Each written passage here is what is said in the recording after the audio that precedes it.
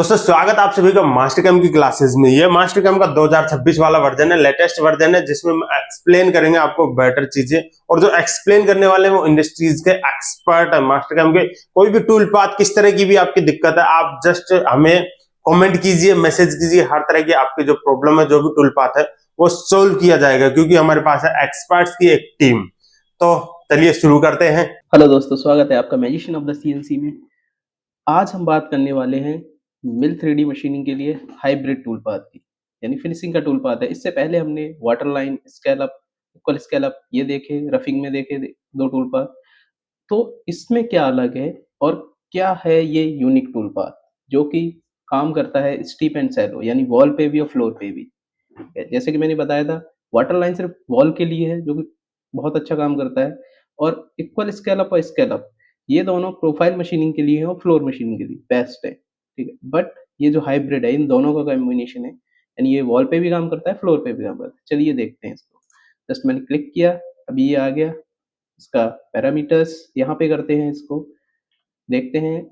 Machining geometry, तो machining geometry करते हैं सिलेक्ट, यानी मॉडल। अभी देखो, मॉडल सिलेक्शन के लिए या तो आप ट्रिपल क्लिक करो या फिर यहाँ पे देखो, ये जो सिलेक्शन बार है यहाँ पे है फेस सिलेक्शन। मैंने यहाँ पे फेस सिलेक्शन अनटिक करके यहाँ पे टिक कर दिया बॉडी सिलेक्शन।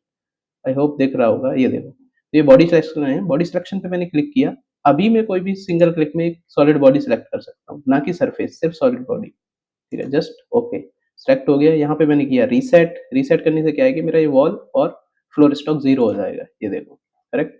उसके बाद चलते हैं हम टूल पाथ कंट्रोल। तो कभी भी आप मशीनिंग कर रहे हो, वो भी फिनिशिंग के टूल पाथ, तो ऑलवेज आपको डिफाइन करना है बाउंड्री चेन। अगर आप ये नहीं करोगे, यानी कंटेंट बाउंड्री नहीं डिफाइन करोगे, तो क्या होगा कि जैसे कि ये मेरा सरफेस है, यहाँ पे ये साइड में है, ये हर जगह चल जाएगा। तो इससे क्या है कि टाइम भी लेगा जनरेट होने में, तो बहुत सारी चीजें हैं। तो उसको अवॉइड करने के लिए आप पहले ही कंटेंट बाउंड्री डिफाइन कर दो जहाँ पे भी आपको चलाना है। तो अभी मेरे को यहाँ से चलाना है, करेक्ट। यहाँ से मैंने की डायरेक्शन चेंज, ये नेक्स्ट नेक्स्ट नेक्स्ट, और ये हो गया बाउंड्री चेन सिलेक्शन। ओके, तो अभी यहाँ पे कैसे चलाना है आपको, कंटेनमेंट टिप कॉन्टैक्ट या फिर आपका कॉन्टैक्ट पॉइंट है, तो जनरली हम टिप से ही करते हैं क्योंकि बॉल यूज करते हैं इसमें। यहाँ पे है कंपनशेट, यानी जो हमने बाउंड्री दी है उसके इनसाइड चलेगा, उसके सेंटर चलेगा या उसके बाहर से चलेगा। तो हमने कह दिया सेंटर से चलेगा।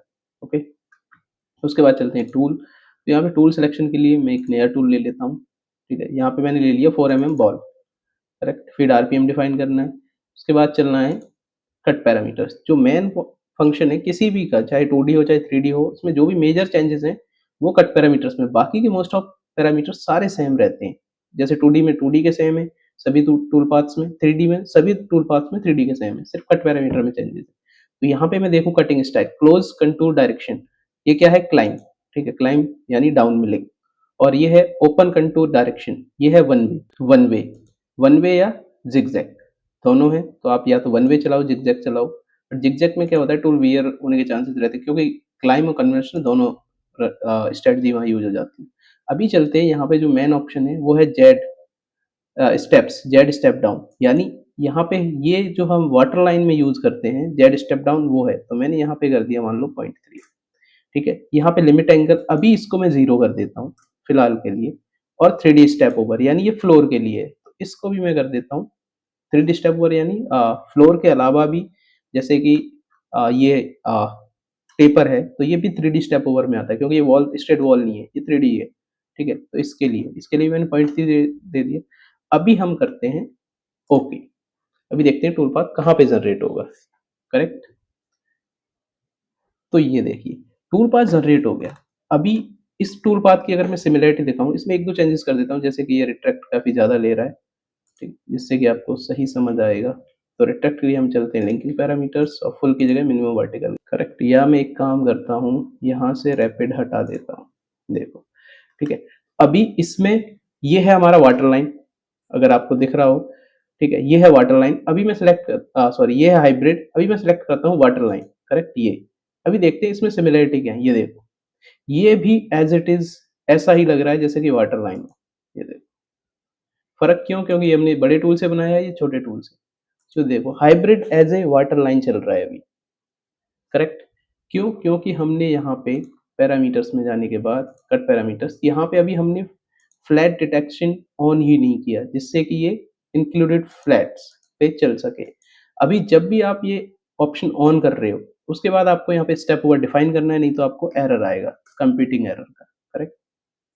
तो मैंने यहाँ स्टेप ओवर दिया 0.3 का। अभी देखते हैं ये क्या होगा। तो मेरा टूल पाथ हो गया जनरेट।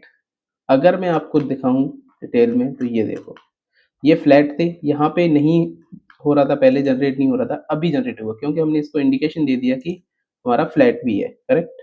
तो अगर आप इसको देखो यहाँ पे और इसको देखो, sorry water water line plus scale-up, ये देखो, तो ये दो का कॉम्बिनेशन है हाइब्रिड, करेक्ट। तो ये वॉल और फ्लोर दोनों पे काम कर रहा है। अभी मैं बात करूं यहाँ पे, ठीक है, इसको कर लेते हैं हम सीधा, ओके। तो मैं इसको करता हूँ कॉपी, यहाँ पे एक कर्सर मैंने लाया इसके नीचे, क्योंकि जहाँ कर्सर होगा वहीं मेरा कॉपी होगा, करेक्ट। तो ये इसको मैं कर लेता हूँ कॉपी। अभी इसमें देखते हैं कुछ चेंजेस। तो अभी तो ये वॉल और फ्लोर पे चल रहा है, बट यहाँ पे एक लिमिटिंग एंगल है। लिमिटिंग एंगल एक्चुअली क्या है कि जब हमारा मैं आपको दिखा देता हूँ, ठीक है, यहाँ पे गए हम। तो लिमिटिंग एंगल क्या है कि ये मान लो ये वॉल है मेरा, करेक्ट।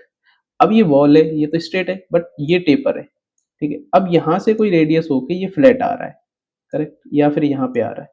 तो यहाँ पे तो चलो मैंने ठीक है कि वॉल एक्टिवेट कर दिया, फ्लोर एक्टिवेट कर दिया, बट ये क्या है कि ये कुछ एंगल पे है, ठीक है। अब ये एंगल है जैसे कि ये, यहाँ पे ये, यहाँ पे ये, इसके लिए हम लिमिटिंग एंगल, यानी ये आ गया स्टीप में, ये आ गया सैलो में, ठीक है। तो यहाँ पे हम लिमिटिंग एंगल यूज करेंगे, जिससे क्या है कि वो प्रॉपर यहाँ पे मैचिंग है, जैसे कि वॉल पे चल के आया फ्लोर पे चलेगा, तो बीच में प्रॉपर एक एंगल देंगे, उस एंगल पे प्रॉपर मशीनिंग करेगा, ठीक है। उसको समझते हैं अभी।